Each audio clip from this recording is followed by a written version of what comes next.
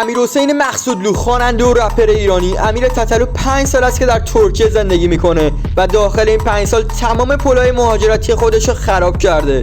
اون به خاطر فحشایی که میده هیچ کشوری به اون ویزا نمیده و پیج اینستاش هم به خاطر همین موضوع برای همیشه بسته شد و این اینستاگرام اعلام کرد که این فرد دیگه نمیتونه وارد اینستا بشه. امیر تتلو داخل این 5 سال شکایت‌های زیادی داشته، اما پلیس ترکیه به کسانی که از امیر تتلو شکایت کردن اهمیتی نداد. تا الان که به گفته پلیس ترکیه 15 تا شکایت جمع شده برای اون و الان اون در وضعیت بدیه. پلیس ترکیه 24 نوامبر به خونه امیر تتلو رفت و اون فرار کرده بود قبلش و سایت‌های خبری ترکیه اعلام کردن به زودی دستگیر میشه این فرد.